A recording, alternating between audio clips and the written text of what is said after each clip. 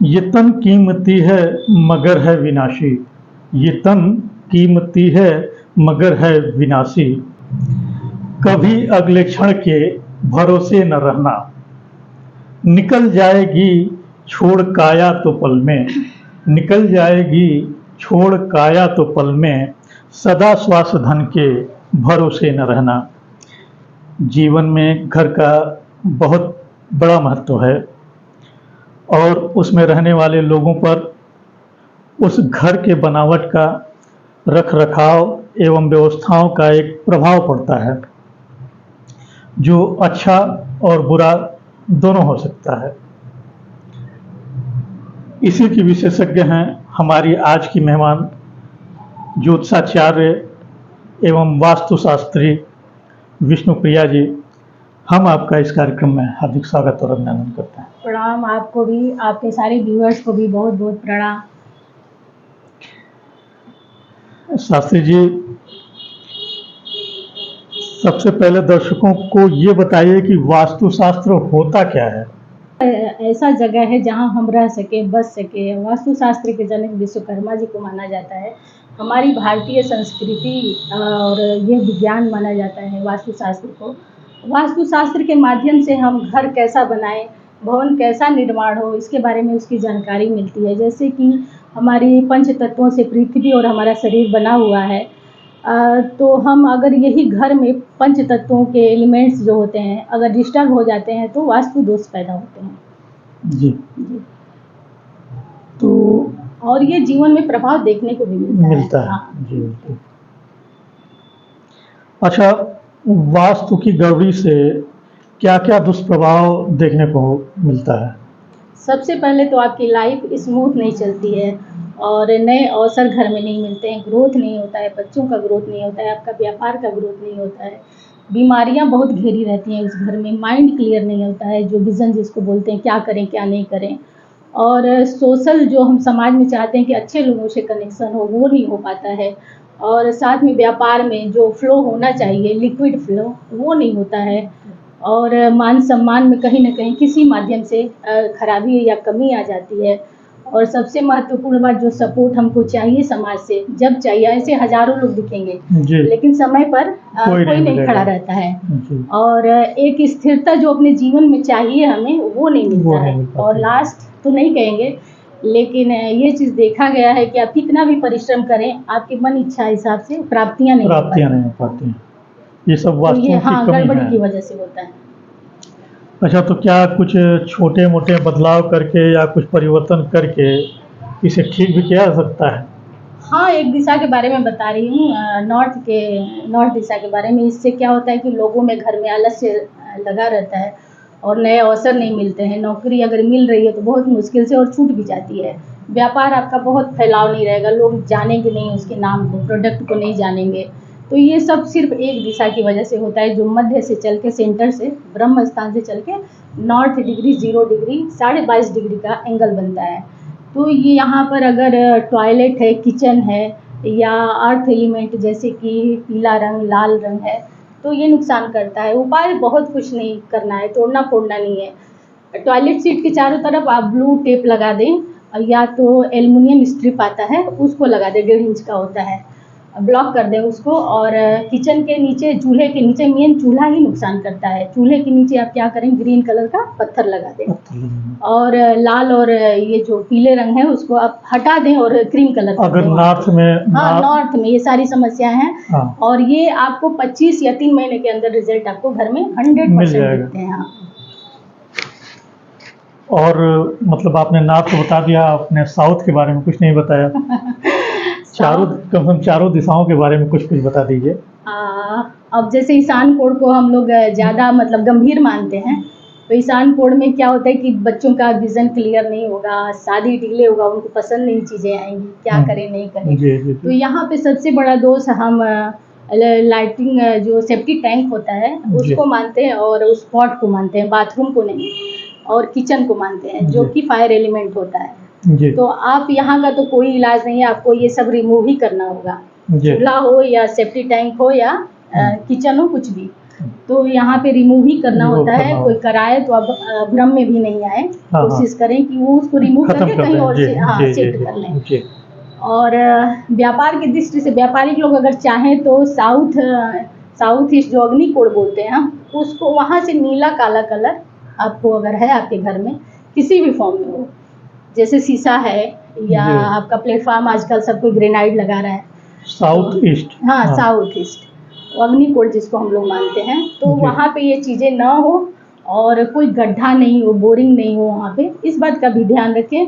और छोटा मोटा उपाय करके, लेकिन यहाँ भी नीला काला कलर आपको रिमूव करना हटा है। देना है। हाँ, या जी। तो उसको कैसे भी ढक तो दीजिए। किस रंग का करना है अगर नीला काला हटा दें अगर तो? आपको वहाँ पे पीला ला सकते हैं, साउथ पे तो पीला होना चाहिए। हाँ जी। पीला ला सकते हैं, ग्रीन भी ला सकते हैं, ला कि दोनों का मैच होता है वहाँ पे। अच्छा, अब बचा ईस्ट और वेस्ट। साउथ का भी बताएं।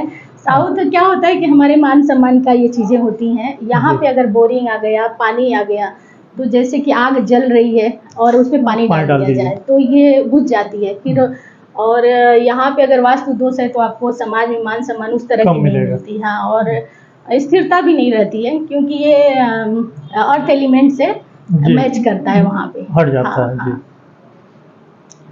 अब और पश्चिम भी है, पश्चिम और दिशा को मान ले, हाँ, तो वहाँ पे क्या होता है कि वहाँ भी टैंक नहीं हो। अब पश्चिम की अगर ग्रिड करेंगे तो ठीक बाएं साइड में आपका टैंक होना चाहिए, एकदम पश्चिम में नहीं, क्योंकि वहाँ पे प्राप्तियों का जगह होता है, हम जो मैनिफेस्ट करते हैं वो उसका जगह होता है।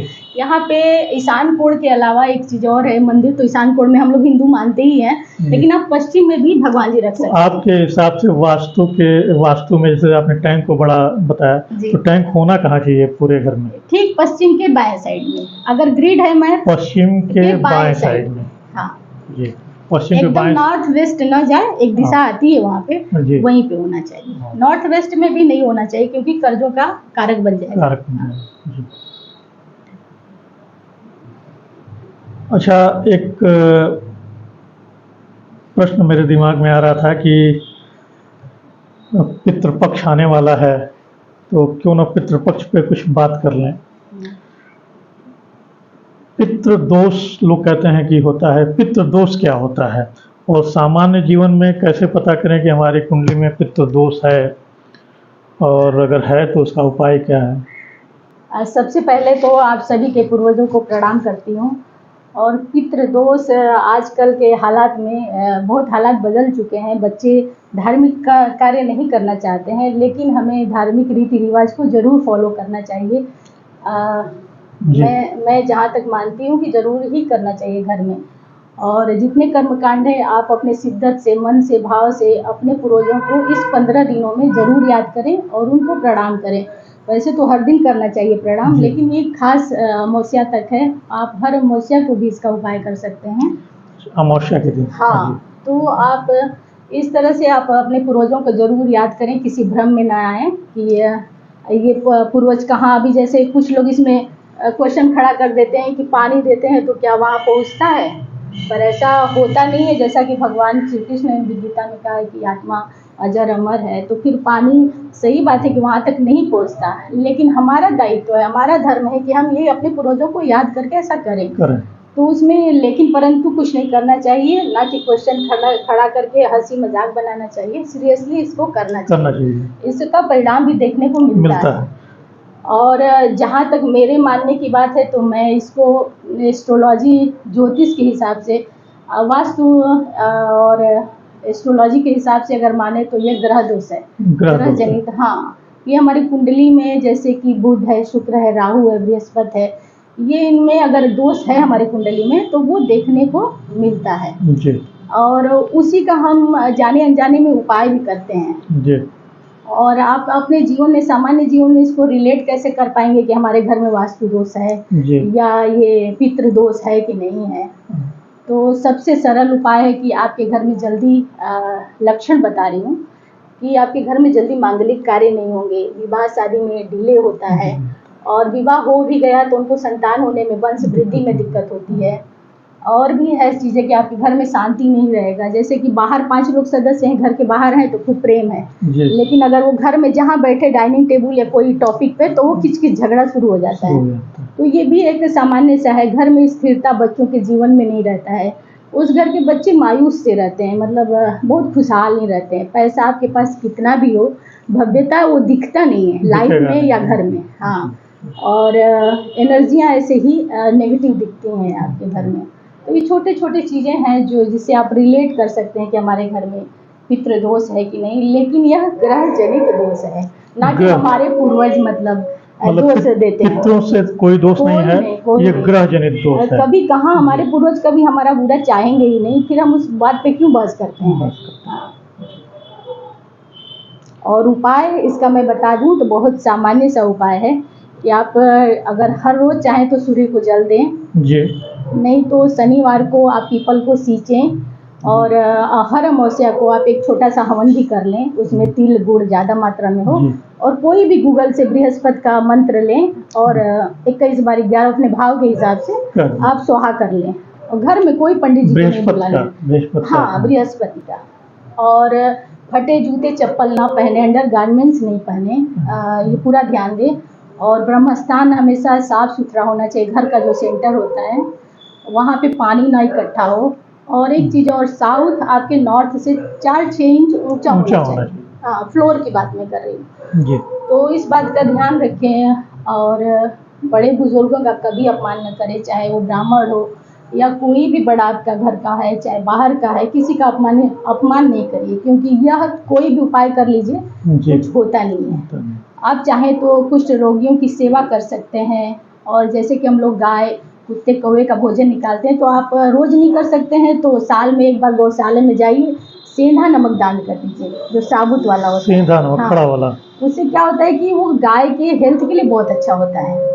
तो आप इस तरह से उपाय कर लें, और दिव्यांगों की सेवा कर सकते हैं, पुस्तक बांट सकते हैं, बहुत सारे छोटे छोटे उपाय। हाँ, गरीब बच्चे जो हैं आप चाहें तो वो भी दान कर सकते हैं। और एक चीज़ और, गौमूत्र का घर में जब पोछा लगे तो उसमें जरूर एक ढक्कन डाल दें। अब उसमें भी लोग कहेंगे ये गौमूत्र है, ऐसा नहीं है, वो पूरा प्रूफ है इसका कि बैक्टीरिया ये नाश करता है। तो इसलिए आप इस चीज़ को ज़रूर ध्यान रखें। गूगल धूप जला सकते हैं, और इस तरह से बहुत सारे उपाय हैं जो छोटे छोटे, आप जो इसमें से आपको सरल पड़े, इजी पड़े, वो करिए जरूर। हाँ, यानी ये छोटे छोटे उपाय करके हम अपने इस जीवन को सरल बना सकते हैं। जीवन को सरल बना सकते हैं। वास्तु दोष को खत्म होता नहीं है आप। हाँ, वो पूरे उम्र ही करना पड़ता है। वास्तु दोष ऐसा होता है कि आपकी 3 पीढ़ियां तक इसमें झेलती हैं। तो आप यहाँ वहाँ के कुछ बॉन्डर में नहीं पड़िए कि कौन क्या कहा। ये नॉर्मली उपाय है आप जो कि इजी कर सकते हैं, खुद से कर सकते हैं, और बहुत ज़्यादा खर्च भी नहीं होगा जी। जितना आपका पॉकेट अलाउड करे उतना करिए। हाँ, लेकिन भाव वही होना चाहिए। हाँ, मंदिर भी जा सकते हैं, वहाँ जाके अब कुछ लोग हैं कि दान करेंगे तो पूरा न्यूज़पेपर में छप जाता है, तो ठीक है, वो प्रतिष्ठा के लिए ठीक है, लेकिन आपको ये उपाय काम नहीं करेगा। आप वहाँ कहीं मंदिर बन रहा है पुराना, तो गुप्त दान करिए। गुप्त दान, हाँ, ये करिए, आपको ये लाभ पहुँचाएगा। अच्छा, जैसे पितृदोष तो आपने बता दिया कि वो पितृदोष नहीं है। तो क्या वास्तु के माध्यम से ग्रह दोष को भी कम किया जा सकता है या हटाया जा सकता है? हाँ जी, बिल्कुल। और ये घर में भी दिखता है आपके जी। जैसा कि साउथ वेस्ट दिशा की कब से चर्चा हो रही है, ये हमारे पितरों का जगह है। तो यहाँ पर आप देखेंगे ऐसे घरों में ना कि सीलन, जब भी वो मरम्मत कराए सीलन आ ही जाता है। हाँ। दरारें आ जाता है, जहाँ तहाँ पीपल उगने लगता है। तो आप पीपल, लोग अब इसमें भी बोलते हैं कि पीपल मतलब घर में नहीं लगाना चाहिए। मैं तो कहती हूँ घर में ज़मीन में मत लगाइए, वो घर को नुकसान करता है, लेकिन आप गमले में रखकर सींच सकते हैं उसको, पीपल को। हाँ, बिल्कुल सींच सकते हैं उसको, हर शनिवार को, हर दिन कर सकते हैं। आप नहीं जा सकते हैं कहीं दूर डालने जल तो उसमें कोई दोष नहीं लगता है। और घर में लाल चींटियों का बराबर आना, इस बात का हमेशा ध्यान रखिए, जियोपैथिक स्ट्रेस होता है। जो वास्तु में होता है, तो ध्यान रखें और इन सबको दूर करें, दरारें लाल करें। चींटियों लाल, का हाँ, बराबर हमेशा आना, बराबर हाँ, आना। कहीं जहाँ तहाँ आ जाना। तो आप पेड़ पौधे वहाँ न उगने दें अपने। और इसमें नॉर्थ ईस्ट भी बहुत भूमिका निभाता है, जैसे कि अचानक कोई बुरा हो जाता है घर में, जी, तो दोनों ही दिशाओं को बैलेंस रखना बैलेंस चाहिए। रखना हाँ, आप अपने पेरेंट्स का जो नहीं है, पूर्वज हैं आपके, तो एक गोल्डन फ्रेम में आप फोटो भी लगा सकते हैं, जो आपके जीवन में स्थिरता लाएगी।